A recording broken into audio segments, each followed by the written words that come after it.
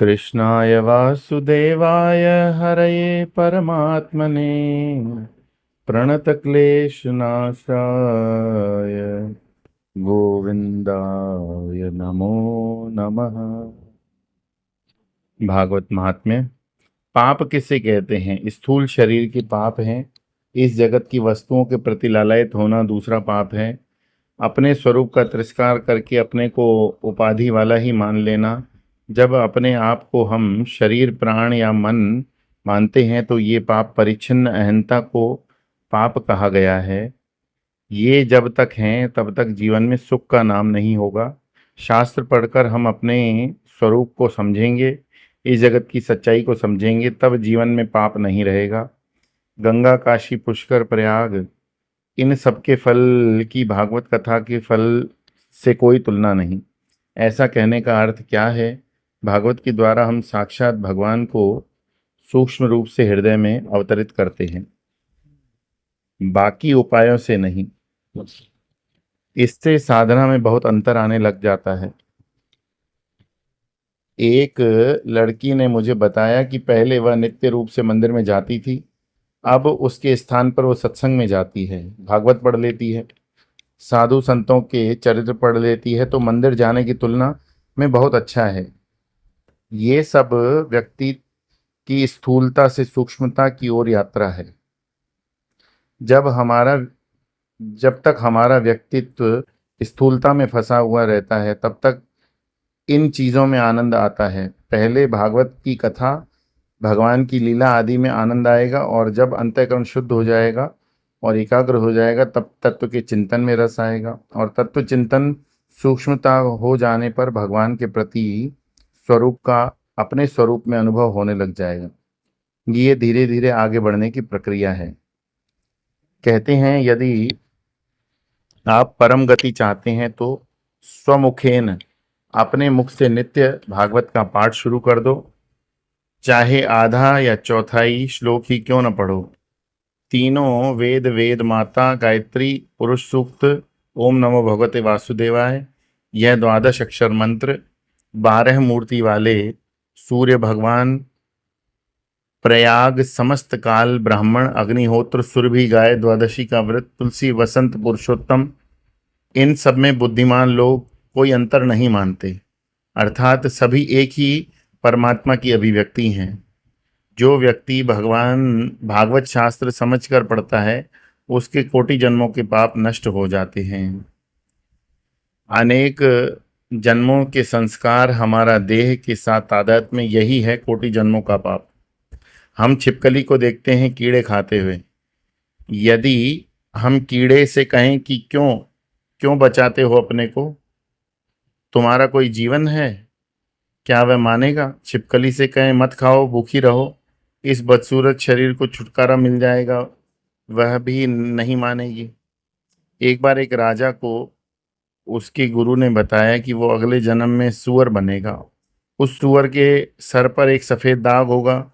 यदि उस सूअर को कोई बताए कि तुम्हारा पिछला जन्म राजा का था, तो उस समय वह सूअर अपनी इच्छा से चाहे तो उसी शरीर में रह सकता है या शरीर त्याग कर पुनः राजा के घर में जन्म ले सकता है। राजा ने अपने मंत्री को सारी बात बता दी। अपनी मृत्यु के बाद सफ़ेद दाग वाले सूअर की खोज करने को कह दिया। कुछ दिनों बाद राजा की मृत्यु हुई। मंत्री ने बड़ी मेहनत से उस सूअर को खोज निकाला और कान में कहा, पिछले जन्म में आप हमारे राजा थे। आई न याद गुरुजी की बात की?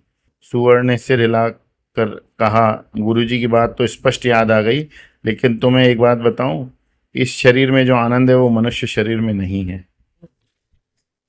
तो इसी शरीर को लेकर स्त्री पुरुष, अमीर गरीब, ब्राह्मण शूद्र आदि सारे भेद हैं, और इससे ही चिपके रहना यही अनेक जन्मों का पाप है। इसी पाप से निकलने के लिए शास्त्रों में हमें बताते हैं कि तुम देह नहीं हो, जीव हो। ये बात इसलिए कही गई यदि कि हम समझें इस देह के पूर्व भी हम थे, बाद में भी हम रहेंगे, यानी हमारा अस्तित्व अखंड है। लेकिन हम इस सिद्धांत को नज़रअंदाज कर देते हैं और अपने दुखों का कारण पिछले जन्म का पाप समझते हुए दुखी रहने लगते हैं। इनके बाद अगला चरण आता है कि इस जीव का स्वरूप क्या है। इस पर चिंतन करोगे तो समझ में आएगा कि जीव नाम की कोई वस्तु ही नहीं, एक परमात्मा ही है। इस प्रकार धीरे धीरे देहात्म बुद्धि नष्ट हो जाएगी, यानी हमारे जन्म कोटि कृतम पाप नष्ट हो जाएंगे। कहते हैं कि हरि चिंतन का, गौ माता की सेवा का, तुलसी की पूजा प्रदक्षिणा का बहुत महत्व है। ये रोज करने चाहिए। इन्हीं की भांति भागवत का भी बहुत महात्म्य है। मरते समय जो भागवत शास्त्र का पाठ करवाता है, भगवान उसको स्वयं वैकुंठ की उपलब्धि करवा देते हैं। जो व्यक्ति भागवत महापुराण को सोने के सिंहासन पर रखकर किसी भक्त को देता है तो उसे बहुत पुण्य की प्राप्ति होती है। इस संदर्भ में एक बात बताएं। एक बार हम अपने माता पिता के साथ मथुरा वृंदावन धाम गए। वहाँ मैंने उनसे कहा, आप मंदिर के दर्शन कराइए, मैं जूते देखता हूँ। उस वक्त एक ग्रामीण आया, वहाँ राधा कृष्ण की मूर्ति खरीदना चाहता था, लेकिन मूर्ति की कीमत उनके बजट में नहीं आ रही थी, इसलिए वो अलग अलग मूर्तियाँ देख रहे थे। दुकानदार झल्ला गया। तब मैंने दुकानदार को इशारा किया कि उसे जो मूर्ति चाहिए दे दो। दुकानदार ने उस ग्रामीण को उनकी पसंद की मूर्ति दी, अपनी ओर से उपहार कर दे दी। बाद में हमने उसे पैसे दे दिए। तब से अब तक हमारे पास हजारों कन्हैया लाल आकर चले आए। जिसके पास नहीं हो उन्हें भक्ति के ग्रंथों का, शास्त्र के ग्रंथों का दान करना चाहिए। उनका पुण्य कार्य माना जाता है। कहते हैं जिस शठ ने अपने जन्म में एक बार भी भागवत शास्त्र को सुना या पढ़ा नहीं, वो चांडाल के समान है। उसने अपनी माँ के प्रसव की पीड़ा मात्र दी है। जिसने एक बार भी भागवत कथा का पाठ नहीं किया वो जिंदा ही मुर्दे के समान है। जिसने एक बार भी श्रवण नहीं किया वह व्यक्ति पशुवत है। इस पृथ्वी पर भार है। इतने कड़े शब्दों में कहने का तात्पर्य है कि हमें भागवत के लिए, कथा के लिए प्रेरित करना ही है। कहते हैं कोटि जन्मों के पुण्य संचित होते हैं तब भागवत कथा का लाभ मिलता है। यह कब सुननी चाहिए इसका कोई नियम नहीं, रोज ही सुनो या पढ़ो। मन को एकाग्र रखना है, सदा सत्य बोलना, ब्रह्मचर्य का पालन करना, ये सब कलयुग में कठिन है। इसलिए शुक्राचार्य जी ने एक विशेष पद्धति निकाली। क्योंकि हम मनोवृत्तियों पर विजय पा नहीं सकते, अपने आचरणों पर नियम लगा नहीं सकते, दीक्षा लेकर रोज ठीक से रह नहीं सकते, इसलिए उन्होंने कहा कि पूरी भागवत का श्रवण एक सप्ताह में करो। यानी रोज रोज नियम से नहीं कर सकते तो कम से कम एक सप्ताह तो रहो। संतों ने तत्व की बातें ऐसी ही बता रखी हैं कि पूरा नहीं हो सके तो जितना हो सके उतना ही करें। धीरे धीरे प्रेम बढ़ने लगता है तो पूरे भागवत का विस्तार से कथा श्रवण करें। उसका महात्म्य तो है ही, उसे बताने की कोई आवश्यकता नहीं है। लेकिन जो सप्ताह भी श्रवण करता है उसे वही लाभ होता है जो माघ मास में कथा सुनने से है। सुखदेव जी ने ये विधि बताई कि कलयुग में संयम कठिन है। अनेक प्रकार के रोग भी हमें घेरे रहते हैं। उम्र भी कम होती जा रही है। कलयुग में दोषों का बाहुल्य है।